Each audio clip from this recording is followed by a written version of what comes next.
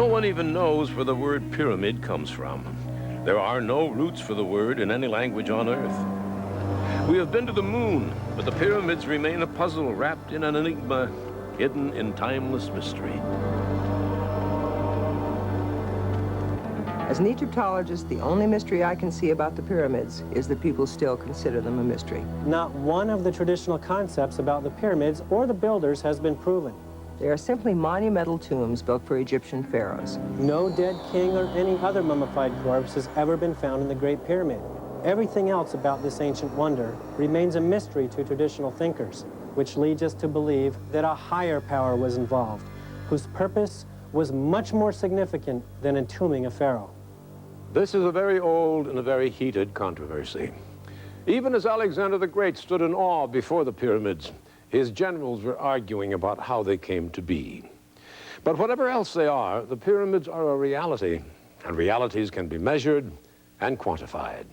From the watchtowers of the Babylonian astrologers to the astrophysics labs of today, many, many scientists have long been agreed. The Great Pyramid of Khufu could not have been built with the quasi-Stone Age technology of 2900 BC. Yet, there it is, 42 stories high, covering an area of 10 football fields, an almost solid mass of 2,500,000 intricately fitted stone blocks, weighing from 2½ to 10 tons. Enough stone to build more than 35 Empire State Buildings. It's doubtful that ancient Egyptians had any knowledge of modern geology, and without this science, it's inconceivable that a structure this size could be built which would not crumble from lack of a proper foundation. Normally, it would just sink slowly into the ground. In modern construction, engineers find a settling rate of 6 inches in 100 years acceptable for office buildings. The U.S. Capitol, for example, has settled 5 inches during the past 200 years. In 5,000 years, the Great Pyramid, weighing 14 billion pounds, has settled less than 1/2 inch. In modern construction, if the builders could maintain each side of the 756-foot wall within 6 inches of being perfectly straight, then it would be a tremendous accomplishment. But the Great Pyramid is only off of straight alignment by approximately 1/4 of an inch. That's totally impossible to duplicate in today's modern construction field. Originally, the Giza pyramids were covered entirely with finely polished white limestone. On his first expedition to Egypt under Julius Caesar, Mark Antony said the Great Pyramid could be seen from a distance of 100 miles, shining in the sunlight like a precious jewel. The 115,000 outer casing stones, weighing up to 10 tons each, were removed in the 14th century to build the city of Cairo, leaving the pyramids at Giza as they are today. Now, these casing stones were fitted to tolerances of 1/2000th of an inch, so precise that a razor blade cannot be inserted between the joints. But it isn't just construction experts who find the pyramids mind-boggling. Astronomers and mathematicians also find the structure truly amazing. In building the Great Pyramid, architects utilized several highly advanced mathematical concepts not even discovered until thousands of years later. Now, how the architects came by these yet undiscovered mathematical concepts simply defies imagination. Just as the construction techniques are still baffling, so is the relationship of the Great Pyramid to the Earth and to the stars. The geographical orientation of the Great Pyramid of Giza is perhaps its single most amazing characteristic. Its sides run almost exactly from north to south and east to west. The deviation is within 3 arc minutes from true north. How could an ancient quasi-Stone Age culture have been able to determine true north? The Great Pyramid is evidence of a phenomenal knowledge of the science of astronomy. They could measure the day, the year, and the precession of the equinoxes. They knew that the Earth was a sphere, and they knew how to compute latitude and longitude accurately.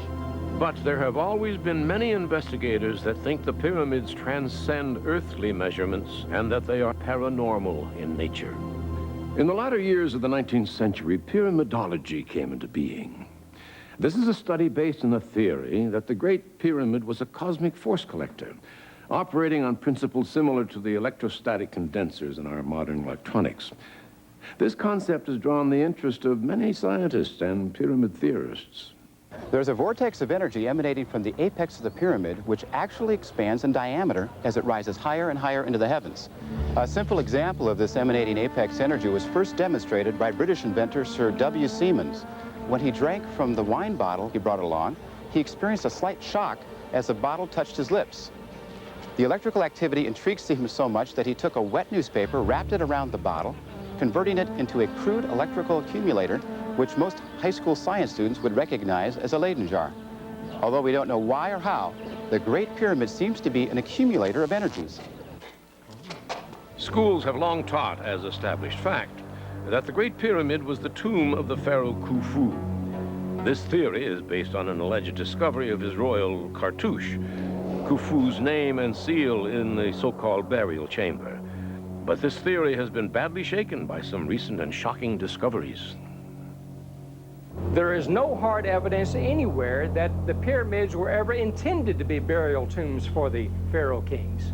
Although the standard archaeological argument is that these tomb chambers were robbed of their contents. The pyramid builders left Khufu's name in graffiti on huge blocks above the ceiling of the burial chamber, graffiti that no one saw until 1837. Concerning the hieroglyphic graffiti, I discovered this to be a forgery done in May of 1837. I received a letter from a Mr. Allen in Pittsburgh. It was his great-grandfather who witnessed Mr. Hill going in with the red paint and brush to achieve the forgery. When the great-grandfather objected, he was fired from his job and banished from Giza. Examining a facsimile, it became obvious to me that it was a forgery because Mr. Hill misspelled the royal name. Instead of writing Khufu, he wrote Raufu, which would have been like taking the name of God in vain, something which would have never happened. With so many intriguing possibilities, does it still seem reasonable that the Giza complex is nothing more than a massive graveyard for royalty? In spite of the bizarre and science-fictional theories about these pyramids at Giza, they were and are nothing more than funerary monuments built around 2600 BC. Giza is a funerary complex. Nothing more, nothing less. There is a burial complex at Giza, but that hardly proves that Giza is only a burial complex. It would be much the same as considering the Cathedral of Notre Dame a burial complex because there's a graveyard beside it. The Sphinx was erected by Khafre, the builder of the second pyramid, and many Egyptologists believe the face bears a distinct resemblance to his own. Also, attributing the Sphinx to the pharaoh Khafre has become untenable. Recent archaeological and geological discoveries demonstrate that the Sphinx is at least 10,000 years old and maybe even older. Of the many misconceptions about the pyramids of Egypt, one that stands out is the mythical curse of the pharaohs. It grows out of the activities of opening the tombs, like Tutankhamun's in the Valley of the Kings, some 350 miles distant from the Great Pyramid complex at Giza. The curse of the pharaoh's story begins in the 1920s when two Englishmen, Howard Carter and Lord Carnarvon, discovered the tomb of Pharaoh Tutankhamun. Among the spectacular riches, Carter and Carnarvon uncovered a tablet on which a dire curse had been written. Death will slay with his wings whoever disturbs the peace of Pharaoh. The warning did not make them nervous, but they were afraid their native assistants might panic and quit. They crossed out any mention of the tablet's discovery from their records and tossed it into the rubble. The whole incident might have been forgotten forever had not some 36 scholars and others connected with the excavation died sudden and mysterious deaths. Carnarvon and Carter were about to uncover the mummy itself when Lord Carnarvon became deathly ill. Although suspecting an infection, doctors were uncertain of a diagnosis. He died before his son reached his bedside, and precisely at the moment of his death, an unexplainable power blackout occurred all over Cairo. Another victim was American architect Arthur Mace, who had been the person to rip out the last piece of wall blocking the entrance to the tomb. He died in the same hotel with the same symptoms as Carnarvon, feverish and in a sudden coma. The morning after Carter had shown his friend George Gould the tomb, Gould awoke with a high fever. By nightfall, he was dead. Radiologist Archibald Douglas Reed was the first to cut the mummy's wrapping and x-ray it. Reed died aboard ship on his way home to England. What caused these untimely and coincidental deaths among the invaders of King Tut's sacred tomb? Could they have been caused naturally from inhaling an ancient bacteria or virus? Dr. Ezzeddin Taha, an eminent physician and biologist in Cairo, held a press conference in 1962. He claimed discovery of an ancient microscopic fungus that had probably survived in a dormant state for thousands of years, which could be controlled by modern antibiotics. Ironically, before he could prove his theory, Dr. Taha was killed in a freak automobile accident. Later autopsy revealed he had died of the same circulatory collapse as the others and may have been already dead before his car careened off the road. Could it be that there is something to the curse of the pharaohs? Or, as many pyramidologists are now theorizing, that the deadly virus that killed all these people was literally from out of this world?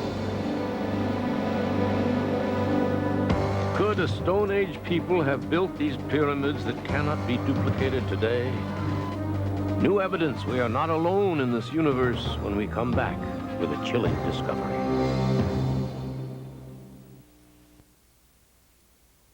The more we learn about the Giza complex, the more unsure we are of conventional theories for explaining the mysteries of the structures in this great pyramid. If conventional theories do not explain the purpose for the pyramids, what do more contemporary theories have to offer? In 1813, astronomer Richard Proctor discovered from ancient records that the Great Pyramid had indeed been used as an astronomical instrument. The pyramids are essentially crystalline in structure, and therefore highly receptive to radio-like energy waves or even cosmic microwaves. The Great Pyramid at Giza, with its 5 granite slabs above the king's chamber, are what the ancient Egyptians called spirit stone, and they could have been a massive receiver-transmitter tuned to some distant part of the universe of which we are still ignorant. Based on evidence provided by Sumerian texts, it appears that the Giza pyramids were built as beacons by extraterrestrials as part of a landing corridor ending at a spaceport in the Sinai Desert. There are numerous theories about the purpose of the Great Pyramid of Giza, ranging from the preposterous to the ingenious. But what is distinctly missing is how in this world were they built? The Greek historian Herodotus visited the Giza site in the 5th century BC. He wrote that the Egyptians of that time told him that a continuous crew of 100,000, replaced every 3 months, worked a period of 20 years to build the Great Pyramid. To build the Great Pyramid in 20 years, as some archaeologists claim, would have meant setting one of those huge stones every 3.5 minutes, 24 hours a day. That would require a technology we don't have today. It's difficult to justify the premise that the Great Pyramids were built with primitive stone and copper tools. These people had no knowledge of the wheel as a means of transportation. No pulleys, no modern surveying equipment, winches, derricks, or block and tackle. Hundreds of blocks weighing 30 tons are situated high in the Great Pyramid. The only mechanical devices that they had were the lever, the roller, and the inclined plane. But setting the stones in place was only one of the problems. Bringing the stones from the quarries to the construction site was an equally imposing task. They were moved on huge sledges or pulled across a bed of rolling logs. Those stones that came from the distant quarries were barged downriver to the site. A great causeway led from the river landing, and the stones were moved up its mile length. Once on site, the stones were pulled up ramps and levered from tier to tier and then set in place. The process was incredibly labor-intensive and perhaps the greatest single effort of men working together to accomplish a dream. There is a widespread general belief, which Hollywood has helped to promote, that hundreds of thousands of slaves were used to build the pyramids. Nothing could be further from the truth. The Egyptians of the 4th dynasty were neither a formidable military nation nor a very aggressive one. But even if they were, there were not enough potential slaves within a 5,000-mile radius to have supplied the workforce needed. The generally accepted academic viewpoints are divided equally between the rollers and the rampers. These two theories are being taught in the schools right now as facts, when they're not even substantial theories. With the ramper school of Egyptology, we are asked to believe that a mile-long ramp was built, rising in slope as the pyramid increased in height. Actually, it would have required more effort to build the ramp than to build the pyramid itself. There would have been some 6 billion pounds of construction garbage to get rid of afterwards. But where is it? Does anyone know? This question is one which even the most adamant of the ramp theorists cannot answer. But what about the log roller theory? I mean, couldn't the stones have been moved to the site this way?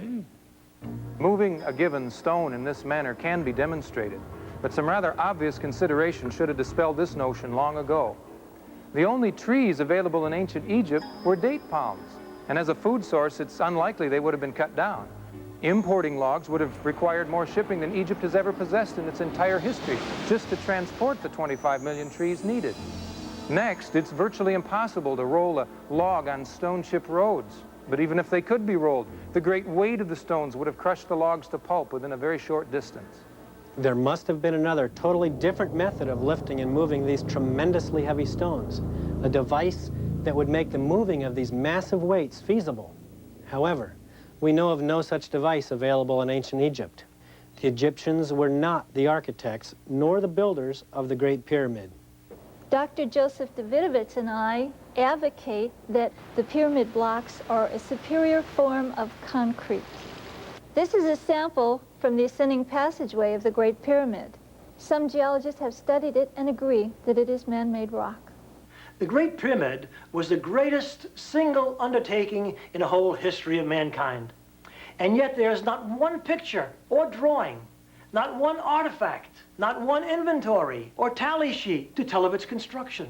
The Egyptians left us some 3,000 years of written and pictorial history, covering virtually everything that happened in their culture, from babies being born to plowing and harvesting, building, weaving, sacrificing, praying, embalming, but nothing about the pyramids of Giza. Why? If the Egyptians did not build the Giza Pyramid complex, who did? Well, there are experts who tell us recent discoveries on the planet Mars could possibly give us those answers. Richard Hoagland, a former consultant to NASA, did not discover the now famous face on Mars, but he is the prime force behind the Mars mission, a private organization of international scientists whose findings have captured the world's imagination. A NASA Viking scientist, Dr. Tobias Owen, actually discovered the first of the monuments of Mars in 1976, a gigantic mile-long human-looking head lying in a northern Martian desert. In 1979, two NASA contracted imaging analysts later discovered that there were two photos of the face taken at two different lighting angles by the Viking spacecraft, as well as a massive pyramidal structure close at hand, now known as the D&M Pyramid. Their findings were quickly dismissed by NASA as an optical illusion. But after years of fruitless debate, a member of our team, Dr. Mark Carlotto, decided to use a state-of-the-art 3D computer modeling technique which now strongly indicates that the face could in fact be a real three-dimensional human-looking sculpture lying on the Martian surface. A sculpture 1,500 feet high and over a mile long. I and my colleagues have found a number of additional anomalous structures at Cydonia, and we have shown, using the most modern computer imaging processing available, that these Cydonia structures show clear evidence of being highly geometric. In simple terms, advanced civilization creates things like buildings, cities, pyramids, that are inescapably composed of repeating geometric patterns. And the face on Mars, its nearby pyramids, the entire Cydonia complex is simply brimming with this elegant, repeating geometric structure. The fundamental mathematical relationships communicated by the structures at Cydonia are now eerily replicated in the Giza complex here on Earth, including the very placement of the Sphinx. Even the key latitude of Giza, north of the equator, is now directly linked to the D&M Pyramid latitude at Cydonia on Mars. That in itself is now the single most striking statement of intelligence on Mars that we have found. Hoagland and his team have gone even further. They've conducted detailed imaging analyses of the face on Mars. They compared it to the Sphinx and discovered that the two man-lion images, located millions of space miles apart, contain amazing visual and symbolic similarities. Our team's thinking is that that face is our face, or what we once were. So in a sense, someday we may discover that we, in fact, were the Martians. That is why all of us are bringing so much pressure now to bear on NASA to specifically and exhaustively rephotograph the Cydonia complex on Mars. The thing that overwhelms me is the possibility that on some of those images of Cydonia, we will find conclusive proof of a connection between the monuments of Mars and the monuments of Earth as represented by the pyramids at Giza. If that's true, then obviously all our history, this dim inkling of who we are and how we have come to be on this small planet, will be changed.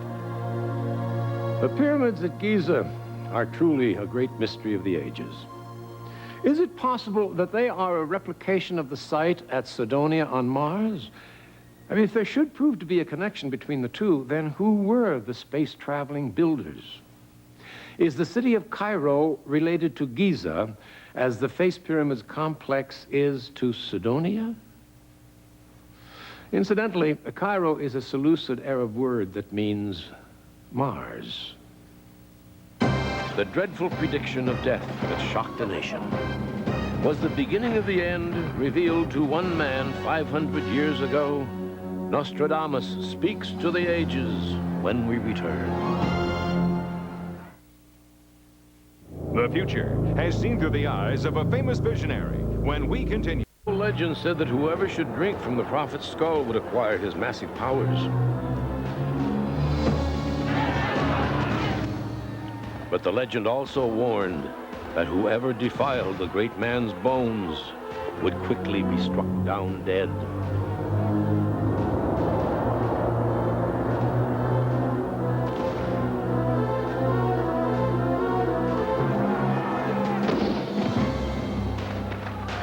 A chance shot, fired randomly from out of one of the prowling mobs, completed the prediction of the legend exactly. Who was this man, this oracle and prophet who prophesied hundreds of years into the future? He was born Michel de Notre Dame, but the world and the ages have come to know him better by his Latinized name, Nostradamus.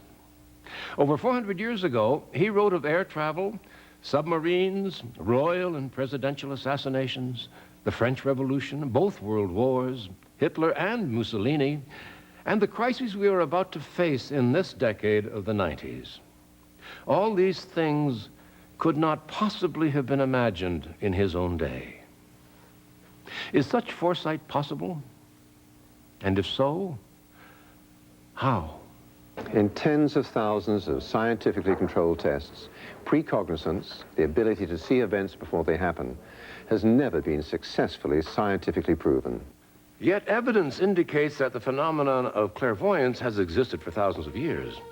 Such great thinkers as Plato, St. Augustine, Kant, Spinoza, Newton, and Einstein had no doubt about the existence of clairvoyance.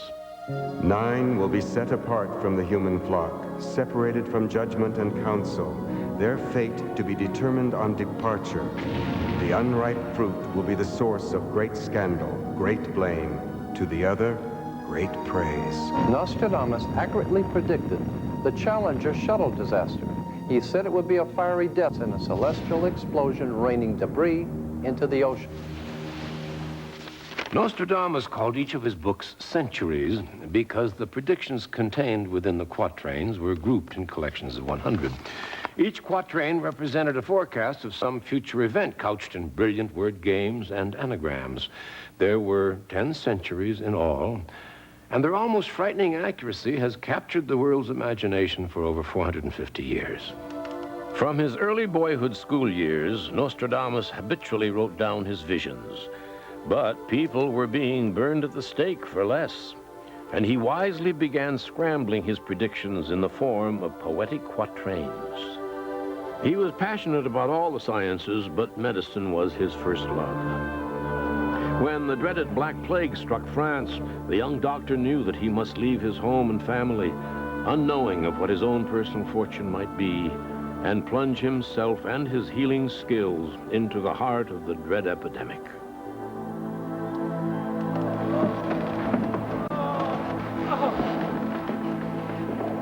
I told you no more bleeding. But that is what is always done. You drain their strength with that foolishness. I want the sores lanced and then covered with the poultices. That is a heathen Moorish cure. I don't care where it comes from. It works. I've saved hundreds with this method. You suggest we treat Christians with Arab medicine? What about their souls? We are doctors. Let us save their bodies. Leave their souls to the priests. I believe that with his medical knowledge, his knowledge of information that he got from the Middle East, and knowledge that he got from the future, he came up with modern hygienic techniques to fight the plague in his time. Within 2 years, the wonder-working young doctor was perhaps the single most famous man in all of France. But his triumphant return home was marked with incredible and ironic tragedy. No. His wondrous visions had failed to provide Nostradamus with any kind of warning. The man who had saved thousands from the Black Death had returned too late to save his own family.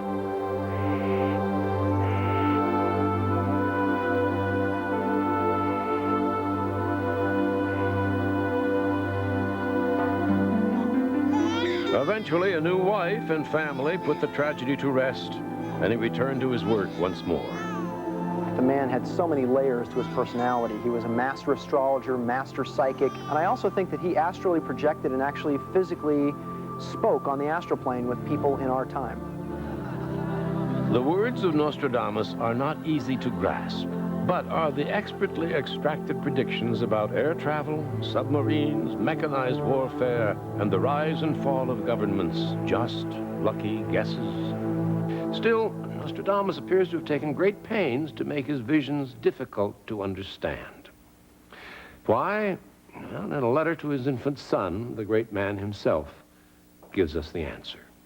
My son, if I were to reveal what would happen in the future, the leaders of kingdoms, sects, religions, and faiths would find it little in accord with what their fancy would like to hear. Michel de Nostradamus.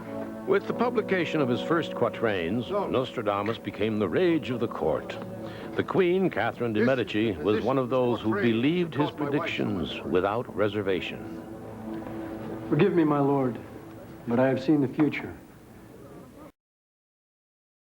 And you are in great danger.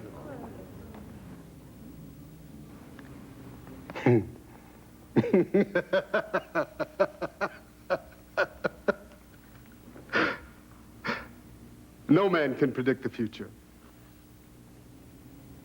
unless he practices witchcraft. He has the gift. Listen. Please.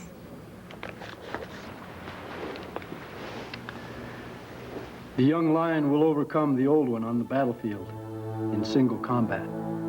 In a cage of gold, his eyes will be put out. 2 wounds, 1. Then to die a cruel death.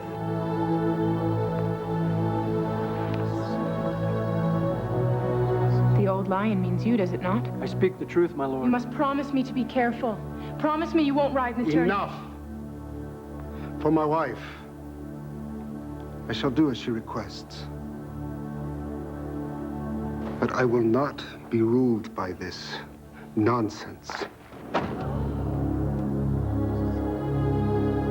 Nostradamus assured the Queen that dire predictions could be avoided with the king's word. But King Henry reneged on his promise 3 years later at the wedding celebration of his 2 sisters. As befitted special occasions, he was carrying his gilded ceremonial helmet, a cage of gold, when he insisted on a joust with the young Count de Montgomery.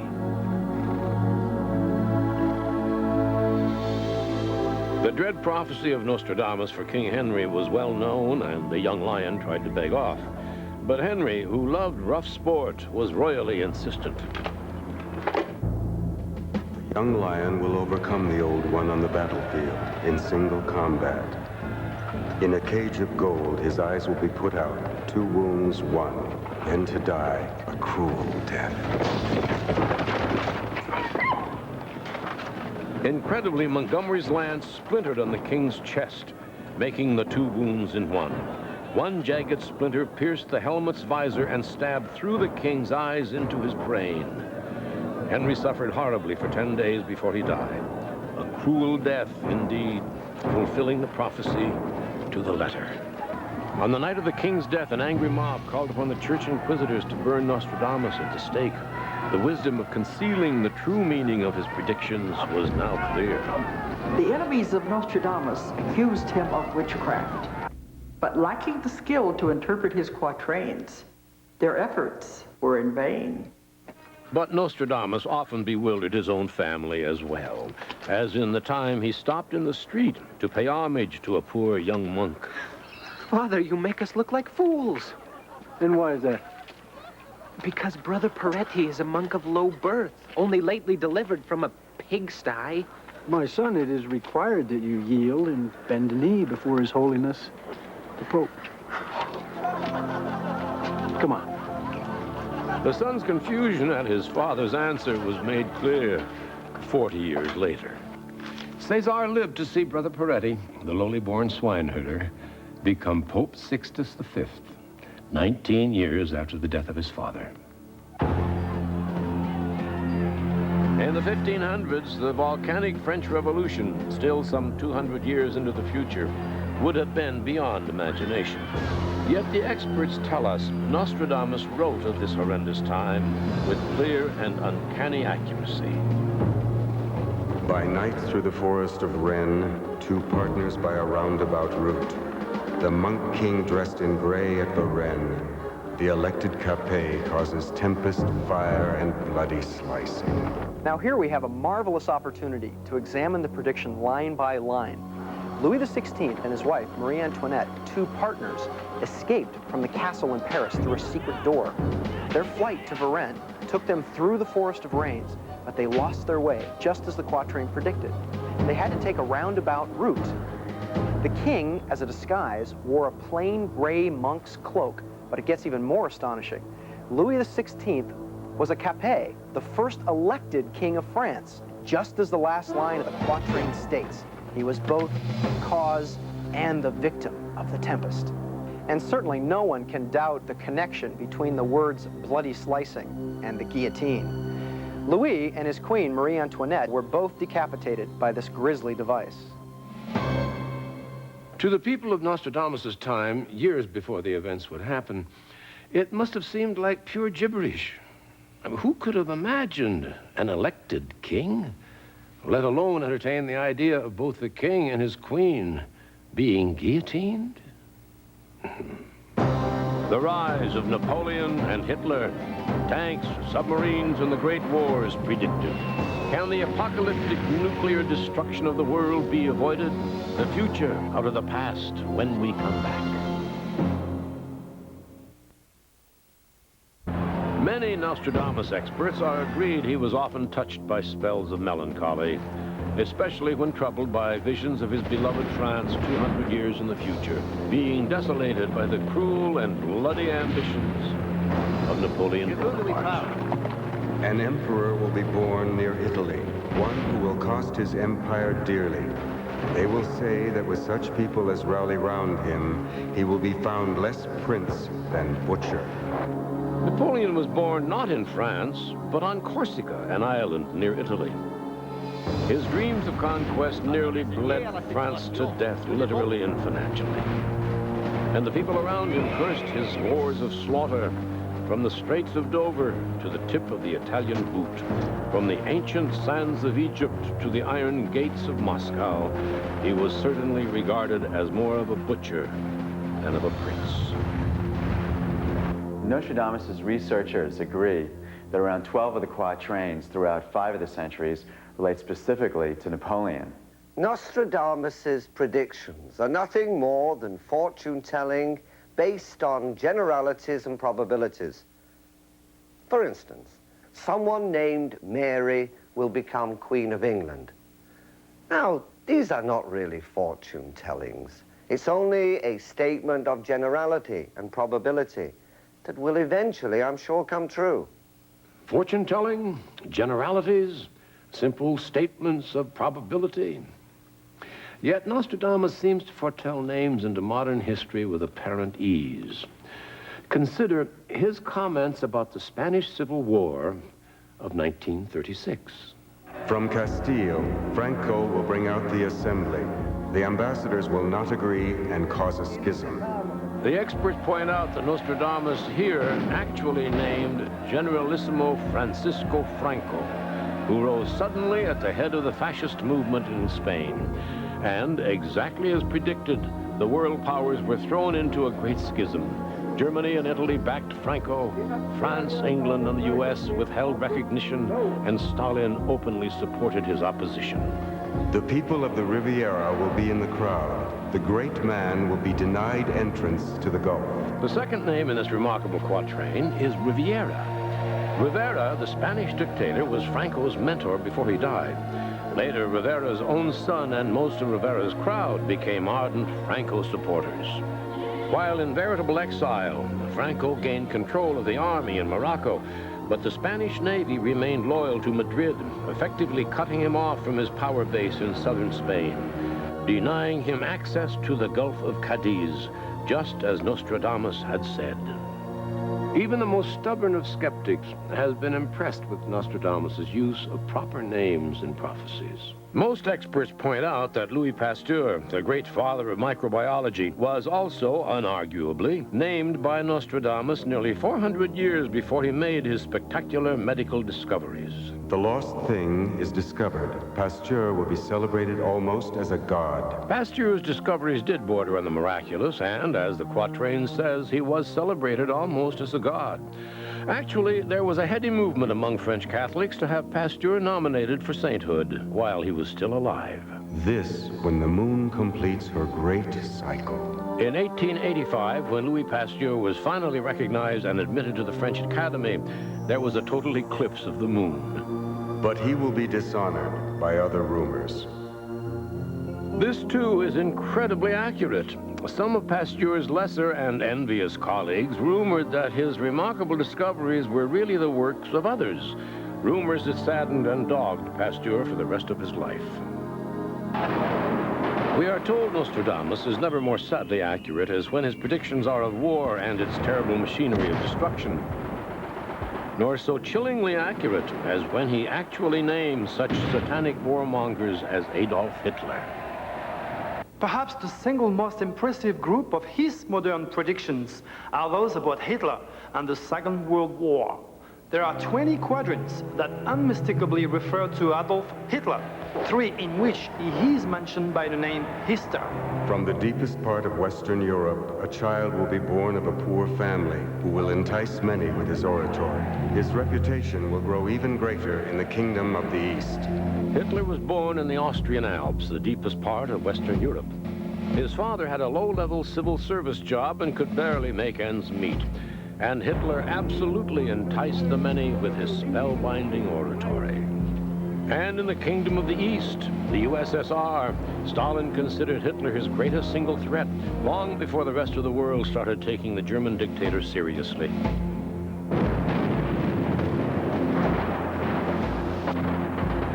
In some 40 of the quatrains, the experts demonstrate that Nostradamus clearly foresaw air-to-air combat, the bombing of great cities, the Wolf-Pack submarines, and even the people of London sheltering in the subways during the Blitz V-2 rocket assaults. He did not name Mussolini, but he did say that his name was lowly. Mussolini means muslin maker, a craft regarded by Italian tradesmen as the lowest of the low. In Century 1, Quatrain 63, Nostradamus writes, "The scourge is past, the world shrinks. For a long time, peace and populated lands. People travel safely by air, land, sea, and wave. Then wars stirred up anew." That does seem to describe the post-World War II era. I think the quatrains predicting the assassination of John F. and Robert Kennedy are the most impressive. Listen carefully to these words, written almost 500 years before the events happened.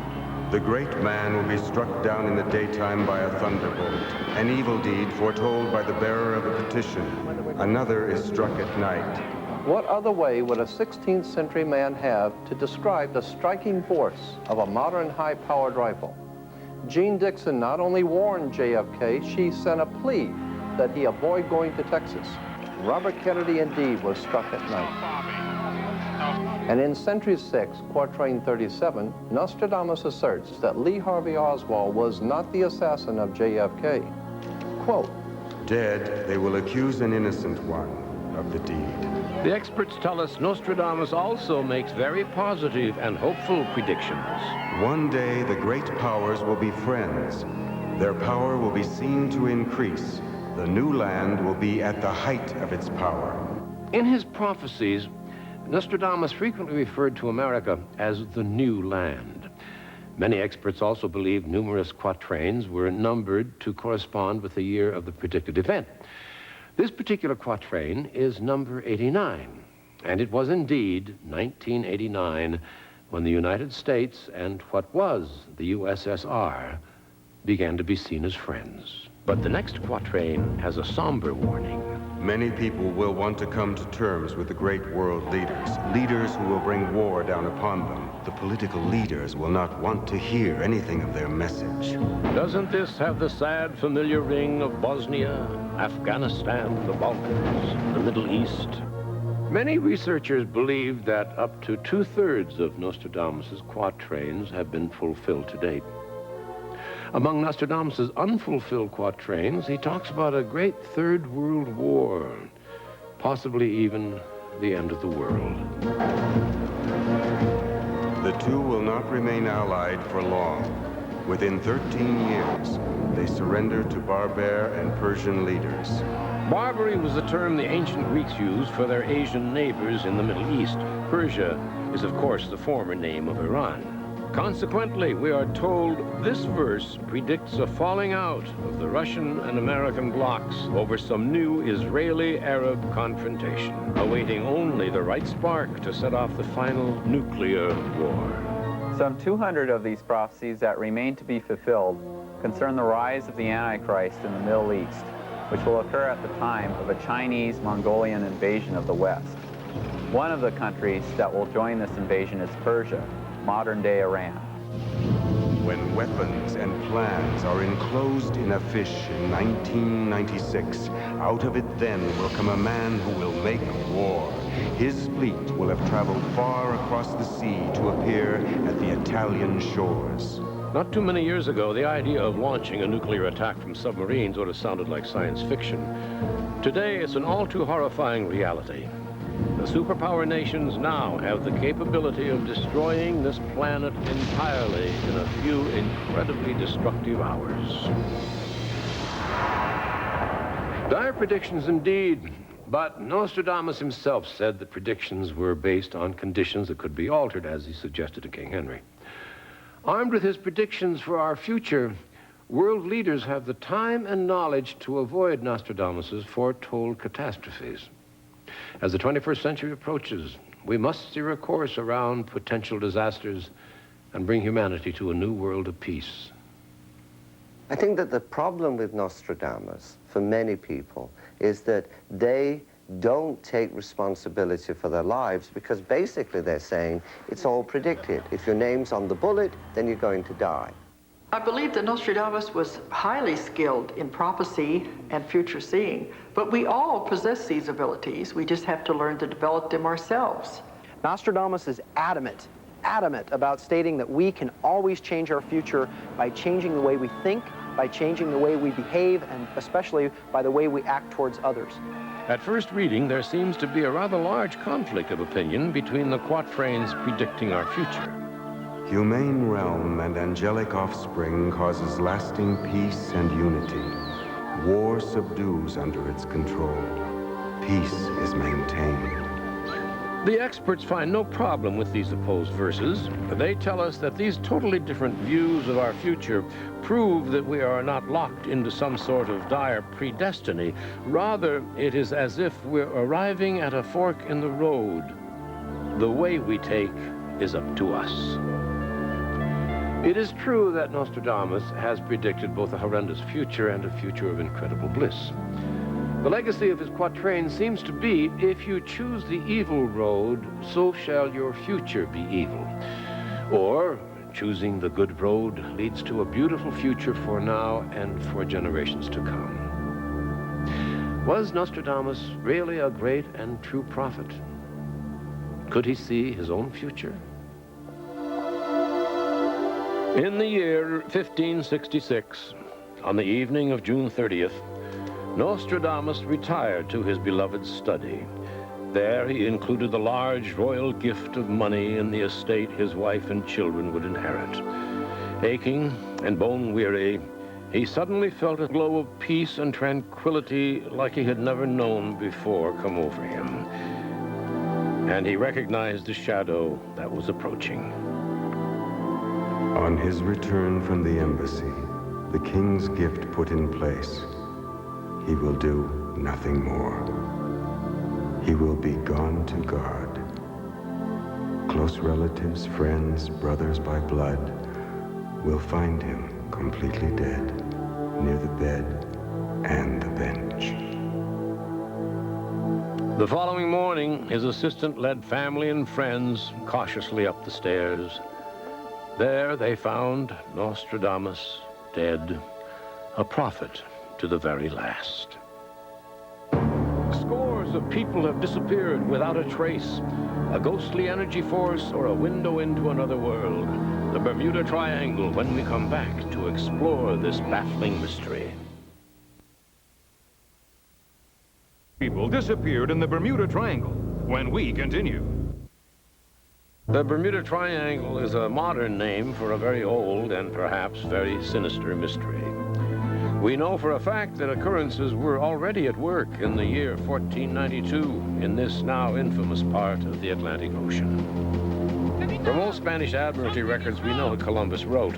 Undoubtedly, he and his crews encountered some weird and frightening phenomena in the skies and the sea of the strange new world they were approaching.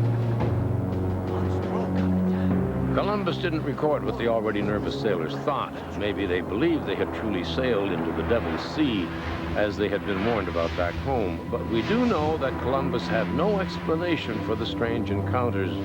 And equally, we know these same eerie phenomena are still with us today, in the pre-dawn of the 21st century. For hundreds of years, ships, planes, and men have vanished in this part of the Atlantic Ocean.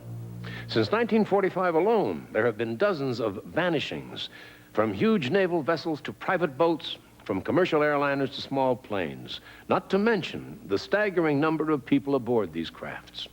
They have simply disappeared within this wedge of ocean without leaving a single trace. But are these disappearances the result of some sinister and unknowable force? Or are they simply tragic but quite understandable catastrophes? In virtually every case in the Bermuda Triangle, there has been a storm. What has really vanished in the Bermuda Triangle have been these accounts of the storms that people neglect to mention in order to have a mystery. This is the entry point to the Bermuda Triangle. Although it has wonderful weather the vast majority of the time, this area is susceptible to sudden squall lines that are completely unpredictable. It can get very dangerous very quickly. There can be no doubt that weather plays an important part in both sea and air losses in the Bermuda Triangle. But can it be blamed for the large number of mysterious disappearances?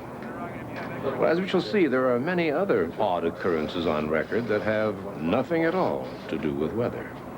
Charles Berlitz, the noted author and linguist, wrote about one of the earliest incidents in his excellent book. From the log of His Majesty's ship, Narwhal, for a fortnight, we have been becalmed in the midst of mysterious Sargasso Sea, and the patience of men and officers alike are sorely tried. We seem to be caught in the grasp of some strange force that will not let us go. Though we have not had a whisper of a breeze for days, oddly, there is the strange sound of wind about us. The approaching ship was recognized as the Westbury Star out of Liverpool. There was no appearance of life on board. The frigate captain tried signaling and calling, but there was no answer. The log continues with this contradictory comment. Though there was not a living soul on deck, the sails were neatly trimmed, and the Westbury Star was tacking to a brisk wind as she passed by. But, upon my honor, there was not the slightest breeze to ripple our own rigging. Is it possible that the wind would permit the ghost ship to tack by with bellied sails, while 100 yards away there was not the slightest breeze? It is, of course, happenings like these that give the Bermuda Triangle its eerie reputation. The American schooner Ellen Austin was bound for Spanish and Portuguese ports in the early fall of 1881, when the ship's crew was surprised by the sudden appearance of another ship off the port beam. They called the captain, and when he joined them, they hailed the vessel and scanned the decks. Getting no answer, they put over a boarding party. They found the rigging intact and the ship seaworthy. Everything seemed normal, except there was not a living soul aboard. Hey! It's a treasure ship! I shall show a fine profit. The salvage or prize crew was left aboard while the others made their way back to the Ellen Austin. But before they could set sail, a violent squall bore down on them without warning. The fury of the storm blew itself out in less than half an hour. The prize derelict, along with the salvage crew, was gone. It had completely disappeared. Both the officers and men of the Ellen Austin would later testify that it was as if it had vanished into thin air. The disappearance of huge ships, private and commercial aircraft, people and pleasure boats in recent times alone is staggering. Perhaps we might find a clue in the strange story Charles Berlitz tells us, exactly as it was related to him by Captain Don Henry. We were coming back from Puerto Rico on the good news, with a tow of 2,500 ton on 1,000 feet of 4-inch hawser. Beautiful weather. You wouldn't want for a nicer day anywhere. I was enjoying some downtime in my cabin when the electric started acting up. We checked the whole system. Generators, breakers, shunts, just fine. Nothing wrong below. But topside, there weren't anything right. There was a funny-looking fog, I guess you'd call it, kind of oozing all over the barge. I figured I'd better take another good look inside. And that's just about when that blow smacked into us.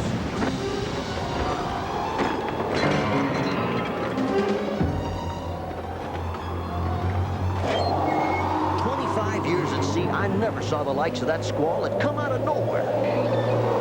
All our instruments were going crazy. Compass, radio, radar, engine monitors, absolutely berserk. At first, we was just worried about losing the tow. But then we started getting worried about our own skills. We were redlined at 850. Big twin 2,000-horse EMV diesels churning up green water, and we couldn't make a foot of headway. Something had a hold of us and wouldn't let go. Then just like that, the squall was over. We set the automatic pilot to go check damage, and we haven't lost no rigging or deck gear. But then what I saw gave me goosebumps all over. A half-ton of hawser stiff-stretched after the fantail, and not a thing connected to the bitter end. When we got her hauled in, you could see there wasn't no eye splice, and the line wasn't raggedy like it had parted. No, sir. Looked like it had been whacked off with a fire axe. Next time I looked up, the weird foggy stuff was disappeared. But after the barge, the sea was still churning, and just in that one spot. The sun was out just like before, and there was a bone-aching chill in the air. Yet the rails and fittings were hot enough to give you a smart burn. We had a narrow escape from whatever took hold of us out there. And it made one righteous believer out of me. There was another interesting result of Captain Don Henry's encounter with the Bermuda Triangle. When he got back to port, he had to throw away every battery on the tug. They were all dead, completely drained. Oh, there are many similar seagoing stories. However, some of the most remarkable mysteries are about aircraft, large and small, military, commercial, and private. Let's start with one that has a happy ending. Commercial pilot Chuck Wakely's story, as related to us by Charles Berlitz. There is definitely something you can't explain that occurs in this area, and it is definitely electromagnetic in nature. A few years back, Chuck Wakely was piloting for Sunline Aviation in Miami. I just dropped a charter in Nassau and was on my way back. It was a beautiful night, moon rising, stars everywhere. Then, just over Andros Island, something peculiar began to happen. The wings of my aircraft began to glow with a strange light. I thought at first it was some kind of effect from the instrument lights, but then the whole aircraft began to glow, inside and out. My instruments started malfunctioning so bad I thought they were going to bust apart. By then, the aircraft was glowing so intensely I couldn't see the horizon at all, or even the moon and the stars. I wasn't panicked, but I certainly wasn't all that laid back either. Then, bingo, the glow was gone and everything was right normal again. These things have happened to a lot of us professional pilots, though for obvious reasons, they aren't things we like to talk about. But there's darn few of us who don't believe that there is something out there. A modern jetliner encounters a fourth-dimensional time warp, and what really happened to the mysterious Flight 19 48 years ago. We'll be right back with some recent and startling news. Miami International, one of the busiest airports in the world, has its share of strange stories to tell. Remember, you're dealing here with highly experienced pilots and the world's most advanced technical equipment. The Triangle has a long history of what we like to call time warp incidents, unexplained occurrences in which time just doesn't want to behave itself. According to author Charles Berlitz, the strange story of the National Airlines 727 passenger plane began as it neared the outer approach corridor to Miami International Airport. The Miami Tower was called for a time check. The instrument panel clock was right on. They were 20 minutes out and right on schedule. Later, the co-pilot would remember seeing a strange green mist that enveloped the aircraft, but otherwise everything was completely normal. Never seen anything like it. But in the Miami Tower, the air traffic controller was jolted when the blip of the approaching Flight 727 suddenly vanished from the radar screen. I've just lost Flight 727. The controller immediately went into emergency priority status. Within minutes, the Coast Guard Search and Rescue Squadron was in action, and the Miami airport prepared for the worst. I think my watch is broken. When the flight attendant checked for any last-minute instructions, she couldn't believe she had completed her usual 10 to 12-minute cabin duties in less than 3 minutes. And the co-pilot was surprised to discover the greenish mist that enveloped the aircraft since the time check was gone, not only from about the aircraft, but from the sky itself. Precisely 10 minutes from the time Flight 727 had vanished from the radar screen, it just as suddenly and mysteriously reappeared. The complex equipment was in perfect working order, as the ongoing computer and manual scans verified. Flight 727 landed without incident, with the crew understandably curious about the emergency equipment along the runway. And they were all incredulous when told that their arrival was 10 minutes late, despite the fact that the instrument panel clock synchronized exactly with the earlier tower time check. It was now, along with every one of the crew's watches, 10 minutes slow. Some experts, noting that our planet operates on electromagnetism, have wondered if the Bermuda Triangle and certain other areas might create vortices where material objects can drop into or out of another space-time continuum. Personally, I'm not at all fascinated with the concept of the Bermuda Triangle. Here in Miami, it's not even a part of the culture. We have far more important things to worry about, like hurricanes, things that, frankly, are not figments of anyone's imagination. But can we believe that it is the unique weather pattern in the South Atlantic Ocean that is responsible for all the phenomena in the Bermuda Triangle? The strange goings-on in the Devil's Triangle are not exclusive to the Devil's Triangle. There's also an area off of the east coast of Japan called the Devil's Sea. If you went in the center of the Devil's Triangle and you bored a hole through the center of the Earth, you would come out in the center of the Devil's Sea. And the Devil's Sea and the Devil's Triangle are the only two places on Earth where the compass points to the true north, not the magnetic north. Einstein had a theory that the Bermuda Triangle was a corridor, an interdimensional doorway to another world.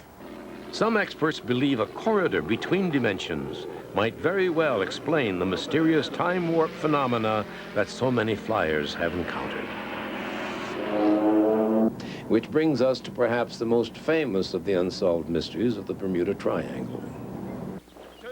It began routinely enough on December 5th, 1945. An advanced training flight was scheduled for takeoff at 1400 hours. 5 pilots and 10 crew members were scheduled to go up. Ironically, their course was to be a simple triangle with an expected flight time of 2 hours. The flight leader was Lieutenant Charles Taylor, an experienced combat pilot with over 2,500 hours of flying time. Flight 19 had completed the first leg of the flight plan and turned north. Suddenly, all of the aircraft began experiencing problems with their instruments. This is Foxtrot 28, calling Foxtrot 36. My instruments have gone crazy. My instruments are malfunctioning too. Where are we? Some 40 miles away, Lieutenant Robert Cox, a training instructor, picked up their transmissions, but for some reason they couldn't hear him. Cox called the base station in Fort Lauderdale, which had lost contact with Flight 19, and immediately emergency procedures went into effect.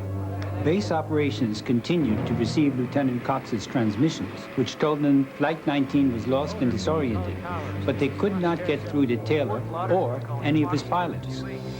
Ham radio operators up and down the coast were also tuned into the lost flight and monitored their frequency. Then, as night fell, one of them caught the last words to ever be heard from Flight 19.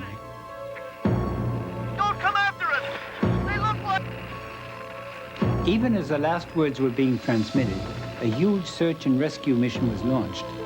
A big Martin Mariner with a crew of 13 suddenly disappeared from radar, and, like Flight 19, was never heard from again. The greatest search effort in the history of the Navy was now underway.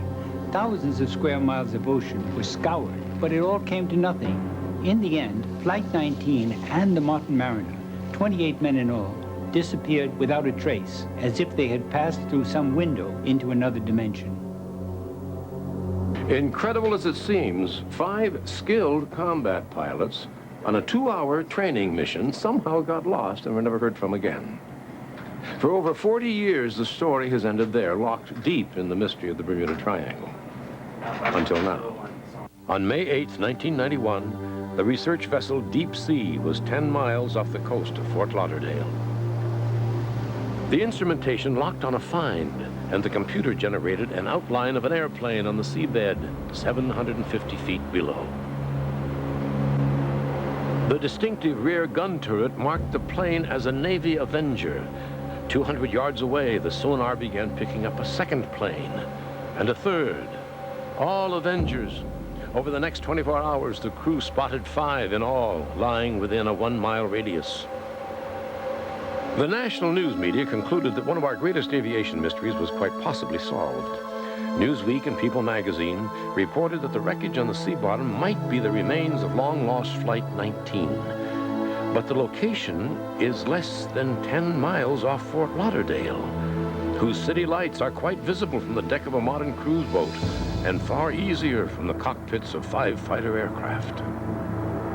In fact, the Deep Sea's underwater camera identified the letters FT on the fuselage from one of the sunken planes, which is the designation for the Fort Lauderdale base. The planes have not been found, according to Richard Weiner and Charles Berlitz. They only found Avengers, which were dumped after the war. Even though 139 Avengers were lost or dumped off the Florida coast during and after the war years, the news report strongly suggested The mystery of Flight 19 had been solved. But was it? Whatever they are, the anomalies of the Bermuda Triangle apparently exist and are still swallowing up lives and property, which seems to demand some new thinking on the causes and nature of these strange events. There are a lot of mysterious things that happen on this planet, things that don't necessarily fit into the little box we draw around the universe and label it Newtonian physics. One of the favorite theories among scholars and intellectuals of the 17th and 18th centuries was the concept of dual civilizations, that one life form came out of the sea to become man, and another remained in the sea to become a separate race. These waters may be the gateway between our world above and theirs below. There is a long, long history of strange phenomena in the Bermuda Triangle. Scores of paranormal incidents and unexplained disappearances in modern times alone. That these disappearances have happened and continue to happen are now beyond challenge.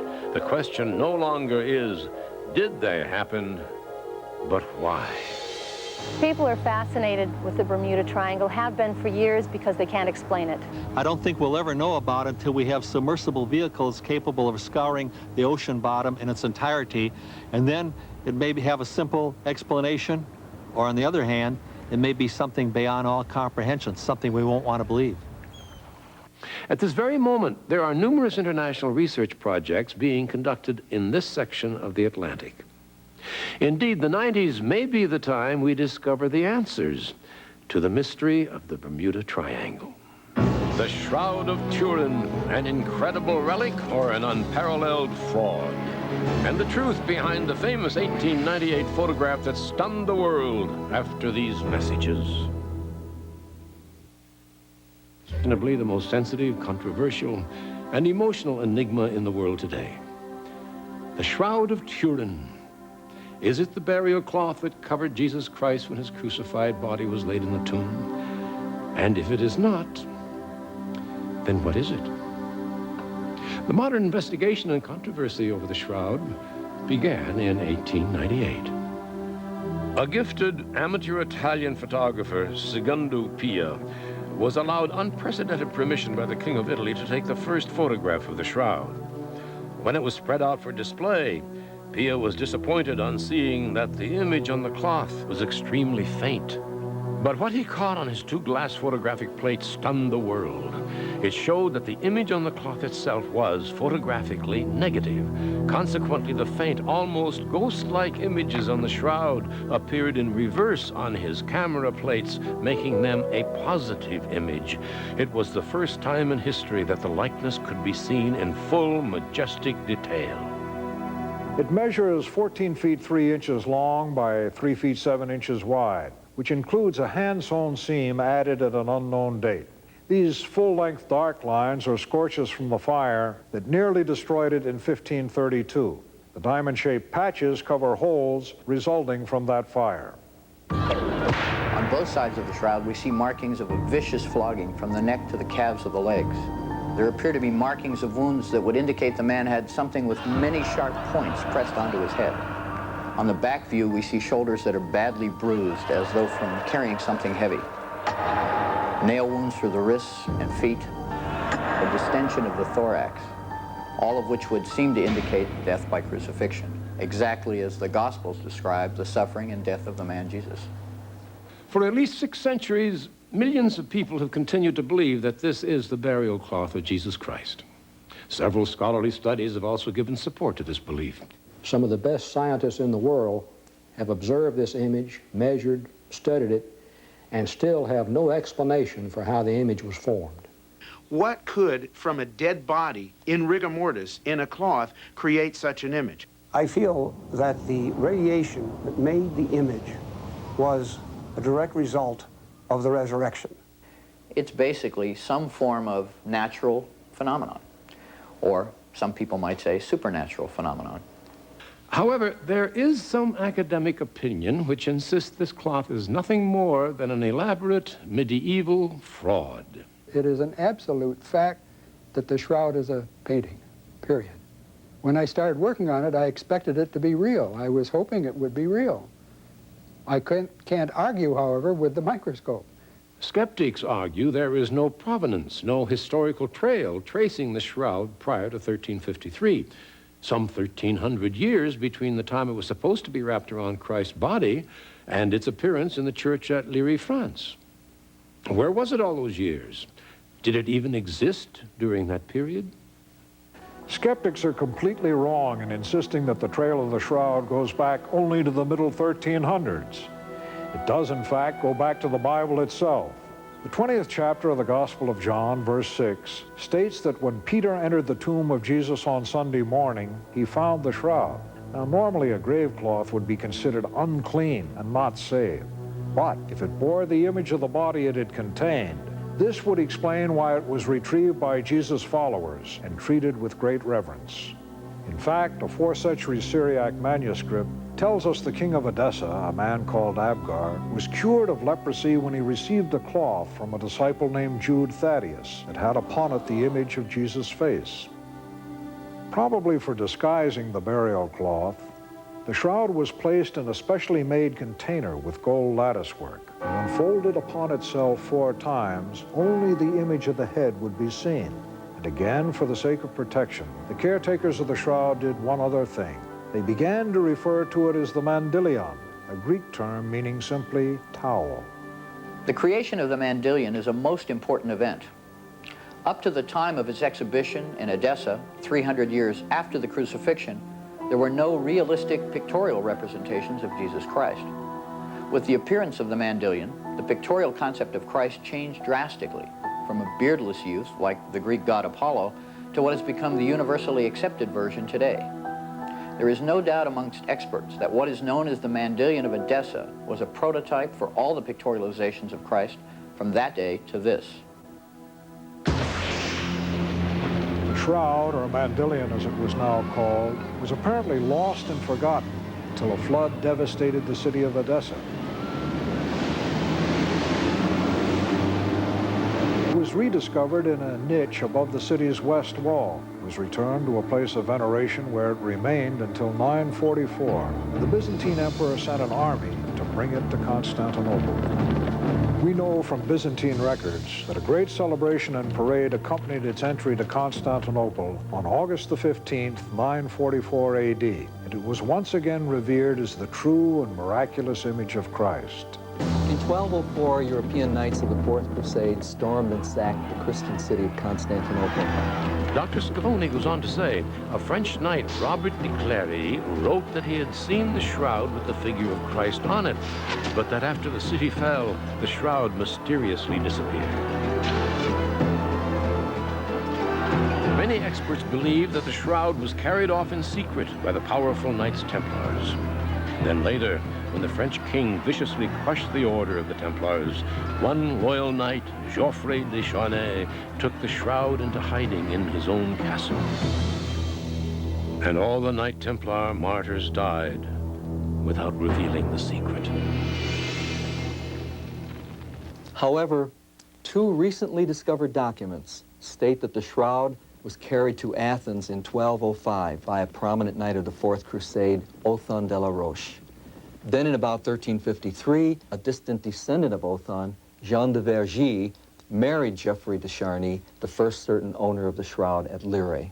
A pilgrim's medallion from about 1356 shows the family crests of Vergy and Charny side by side below the twin image of the shroud, and this suggests an equality of ownership between them. Geoffrey de Charnay endowed the collegiate church at Liry and gave into its keeping the artifact we now call the shroud. 60 years later, the de Charnays reclaimed the shroud, and for another 34 years, Marguerite de Charnay's granddaughter refused to return it to the church, even under the threat of excommunication. Finally, and probably for financial reasons, Marguerite transferred ownership of the shroud in 1452 to the royal family of Italy, the Savoys. In 1532, fire in the Savoy Cathedral at Chambéry in France damaged the shroud. In 1578, the Savoys established their capital in the city of Turin and took the shroud with them, where it remains till this day. After 1580, the shroud was rarely exhibited to the public, and then only for short periods. some 11 times in 400 years.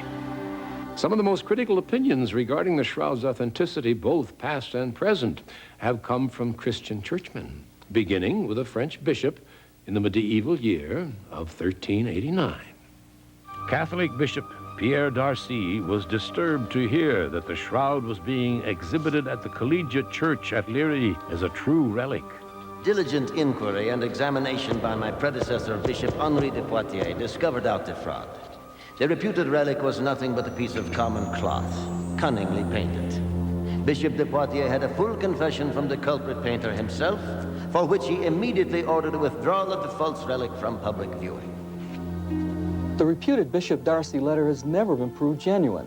None of the copies of the Darcy letter that we have is signed or dated. There's also no proof that the Pope ever saw it or that it was even delivered to him. And besides, no trace or hint of identity has ever been found of the artist, who, if he ever made the image on the shroud, would have belonged among the ranks of Michelangelo, Da Vinci, and Raphael.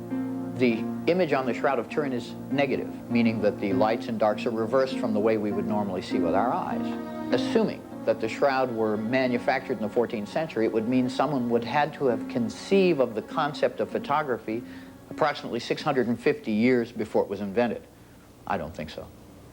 If the shroud is a fake, it is probably the most astonishing fake of all time. If it is genuine, then it is arguably the first visible evidence of Christ's crucifixion and may literally be a photographic record of his resurrection. In 1973, the shroud was brought out for a brief examination by a group of European scientists. Among them was the late Dr. Max Frey, a Swiss criminologist and one of the leading experts in dust and pollen analysis in the world. Dr. Frey almost single-handedly developed a technique to determine where criminals had been by testing samples of dust and pollen from their clothing. At first, Dr. Frey's objective was simple. If the shroud was forged in France in the 14th century, then only the French or Italian pollens would be found in the cloth. But his exhaustive analysis found some 58 specific pollens, only 17 of which were indigenous to Europe. The rest were from Palestine and southern Turkey, the site of Edessa and Constantinople. And this meant that the shroud had been in these places at some time in its history. It has been alleged that the type of linen, the herringbone pattern weave, was very rare in the Palestine area, but that it was a very common textile after the 12th century in Europe. This is simply not true. Neither the linen nor the weave were common in Europe. This same pattern is identical to mummy wrappings that go back as far as 2000 BC. Joseph of Arimathea was a wealthy man who received permission from Pilate to bury Christ's body. It is not unlikely that when he gave his tomb for the burial of Christ, he may have also used expensive Middle Eastern linen grave clothes that were intended for his own burial. The physical shroud itself is one matter for investigation, but even more mysterious and more puzzling is the haunting image which appears on the shroud itself. Next, the startling discoveries of a famous forensic pathologist are revealed, and what new role is 20th century technology playing in the historical drama of the Shroud of Turin. This and more when we come back. The shroud may be traceable to the time of Christ, but is it an image of Christ or a painting by a very clever artist, as first claimed by Bishop Darcy and several modern-day scholars? If it was the Shroud of Christ, it would have to be made up of embalming materials and blood and other body fluids. What we found microscopically were pigments. Pigments used by an artist and a paint medium that was commonly used in the Middle Ages. This proves the shroud is a painting, a beautiful painting, but nevertheless the work of an artist.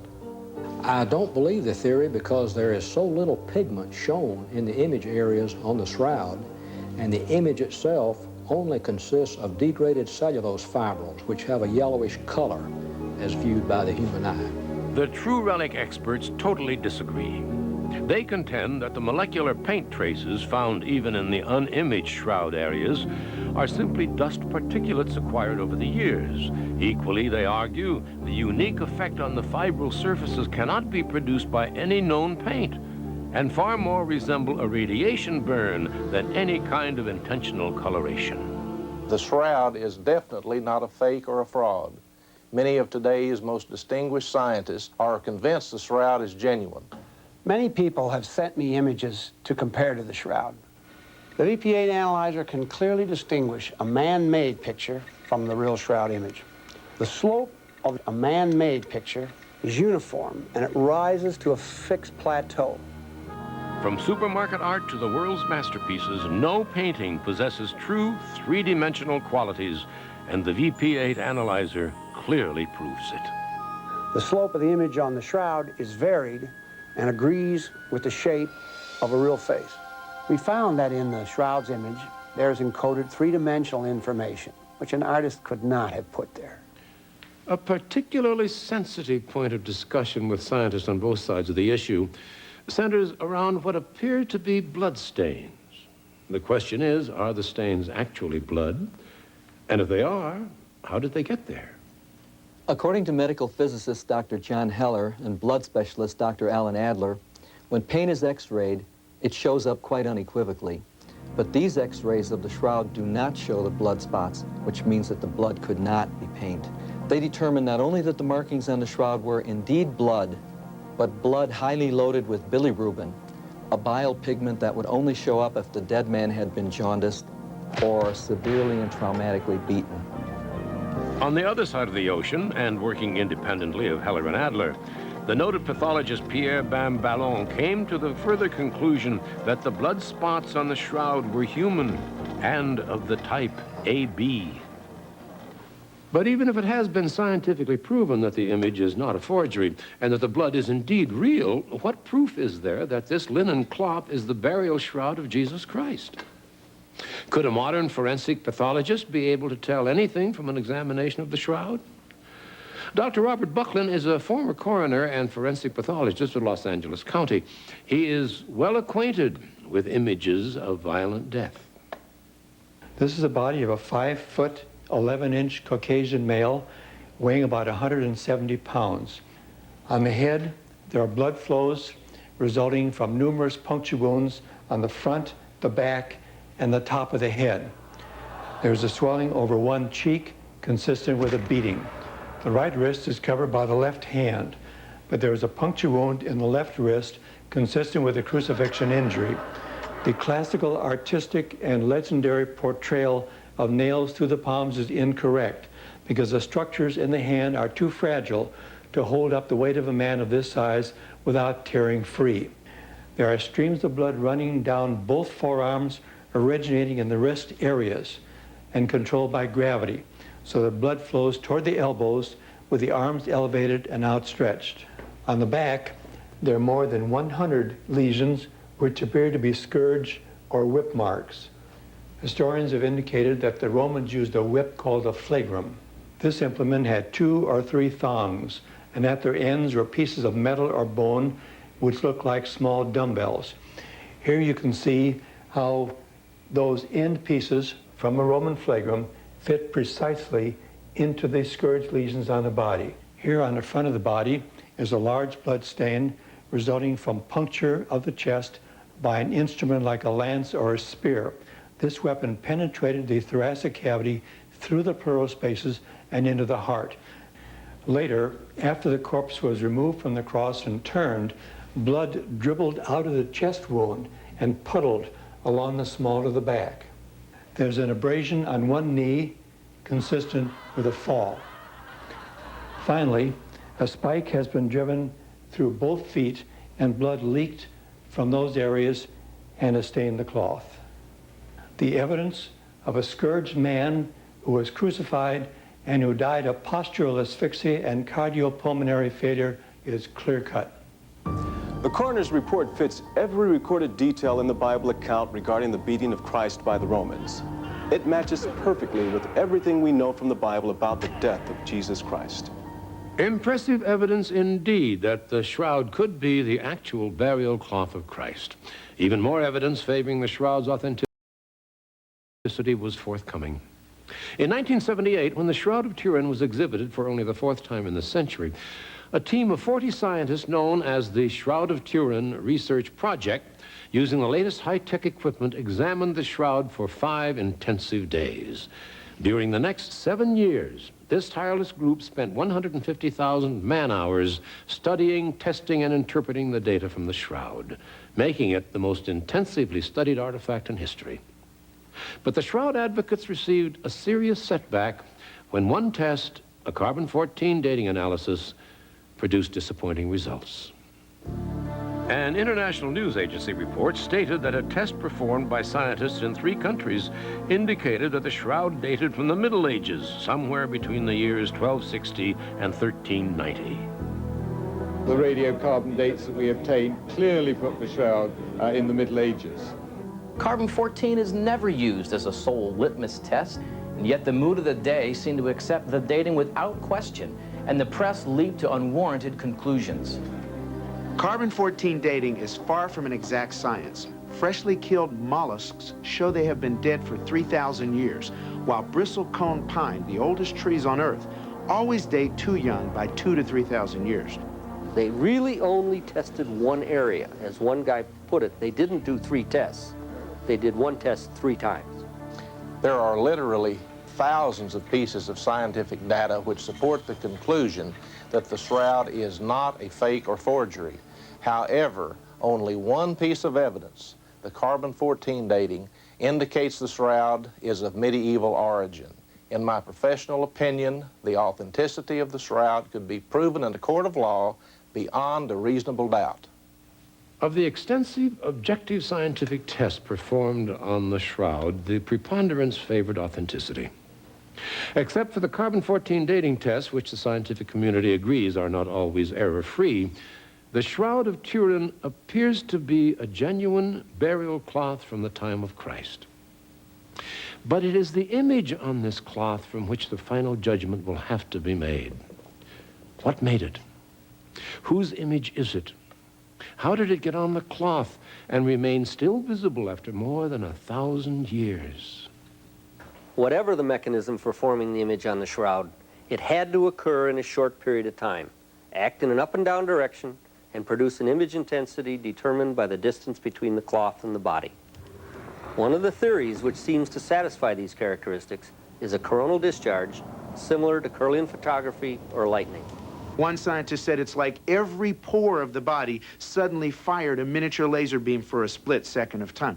And so I'm sure that there's some power, some explanation that defies our current understanding.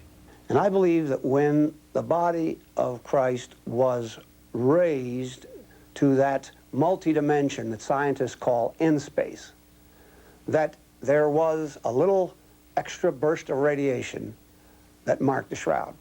Just maybe God did leave behind a document of the resurrection. Well, remembering that I'm Jewish, so that I certainly don't have any biases for the cloth, and as a matter of fact was very skeptical at the beginning, I still believe the shroud is authentic because there's really no way to duplicate the quality of the image that we have there today. Is there any way that one can know without a doubt that the Shroud of Turin is authentic? I don't think so. I think it will always remain a mystery, and maybe that's the way it should be. If you have faith, you don't need the shroud, and if you don't have faith, it's questionable whether you'll be convinced by it. But if it makes you think about it, if it makes you consider it, then it's important. Even Einstein said that there are dimensions beyond that which we understand. The Shroud of Turin, at this time anyway, continues to be one of the great mysteries of the modern world. If authentic, it is the greatest, most wondrous relic of all time. If not, it is equally the greatest, most wondrous enigma of all time. There is no in-between. It is one or the other. And that makes the shroud newsworthy for tomorrow's headlines, as the world anxiously awaits additional scientific proof. Socrates, Plato, and Aristotle called it gnostos, which simply means knowing. What is knowing? How do we do it? And why do we do it? After all the millennia, the human race still knows very little about knowing. Today, we know more about the microchip than we do about the largest construction ever made by man, the Great Pyramid of Egypt. We can send a man to the moon, yet are baffled by feats accomplished by our ancestors thousands of years ago. For all of today's modern technology, many questions about our past continue to remain a mystery. And this old world of ours is just full of them. Like, for instance, no, we'll save that for the next time. I'm Darren McGavin. Thank you for joining us for this intriguing look at ancient mysteries of the world.